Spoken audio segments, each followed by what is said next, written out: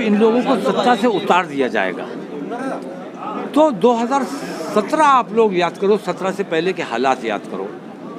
उस वक्त उत्तर प्रदेश के हर जिले में दंगा हो रहा था, फसाद हो रहा था। मुसलमानों के घरों पर सीढ़ियां लगा लगा कर पीएसी और पुलिस घर में घुस के औरतों की बेइज्जतियां कर रही थी। आजाद नेशन न्यूज़, पैनी नजर हर खबर।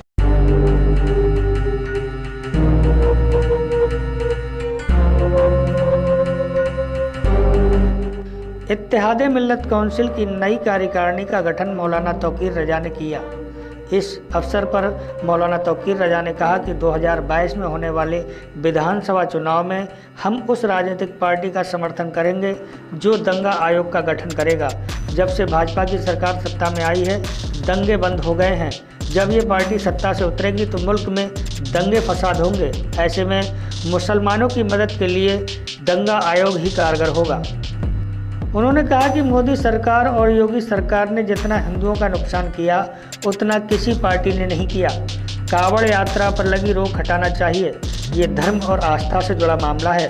हिंदू और मुस्लिम एक साथ मिलकर ही भाजपा को उखाड़ फेंकने का काम करेंगे। उसके बगैर कामयाबी मिलना मुश्किल है। हिंदू हमारे भाई हैं। आईएमसी आपसी भाईचारे का संदेश देती है। भाजपा सरकार ने हिंदू और मुसलमानों को लड़ाने का काम किया। मुसलमान खामोश हैं। जनसंख्या का जो कानून ला रहे हैं उसमें हिंदू भाइयों को ही नुकसान होगा। कोई सरकारी मदद नहीं मिलेगी। मुसलमानों को तो पहले से ही नहीं मिलती थी। ये सरकार हिंदुओं का बड़ा नुकसान कर रही है। ओवैसी की पार्टी पर मौलाना ने कहा कि वो हैदराबाद तक ही सीमित रहें तो अच्छा है। बिहार में 5 सीटें लाकर भाजपा को फायदा पहुँचाया। वे सांप्रदायिक ताकतों को साथ दे रहे हैं। आईएमसी बरेली और मुरादाबाद मंडल की 40 सीटों पर चुनाव लड़ेगी और अपने उम्मीदवार मैदान में उतारेगी। कांग्रेस ने भी मुसलमानों को बहुत नुकसान पहुंचाया है।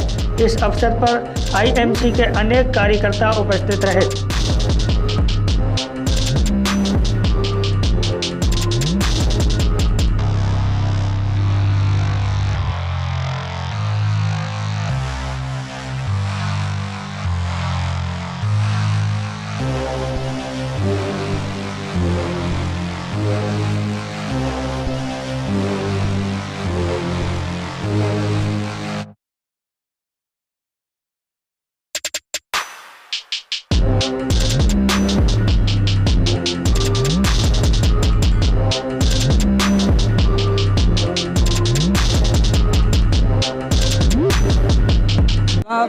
बाईस के चुनावों में मुझे ऐसा लगता है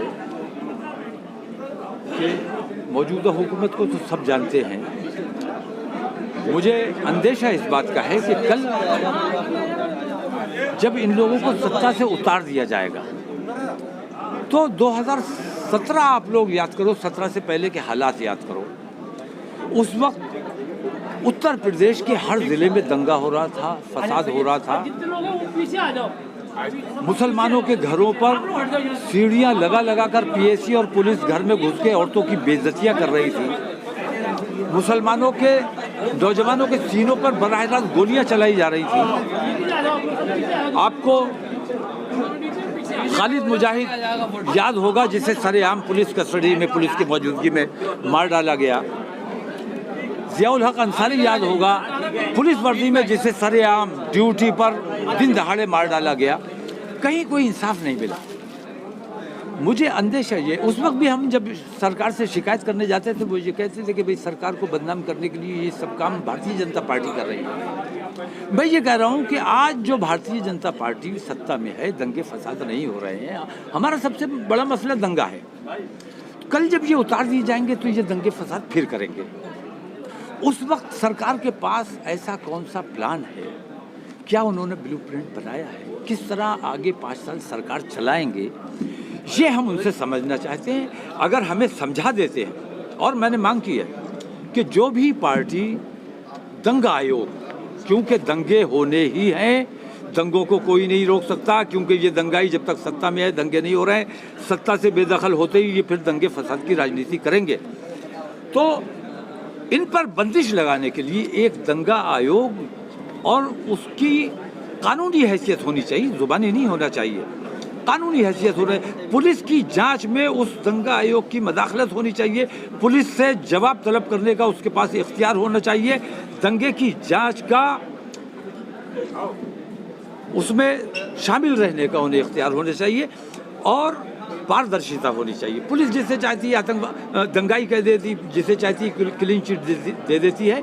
ये तरीक़ा हमें रोकना पड़ेगा। असल दंगाई जब तक गिरफ्तार नहीं होगा, दंगों पर रोक नहीं लगाई जाएगी। इसके लिए आप क्या कदम उठाना चाह रहे हैं? इसके लिए मैंने कहा ना कि मेरी ये मांग है कि दंगा आयोग बनाया जाए और जो भी दंगा आयोग बनाने की बात करेगा, कानूनी दंगा आयोग, कानूनी आयोग होना चाहिए, ऐसा कमीशन जिसको इख्तियारात होने चाहिए।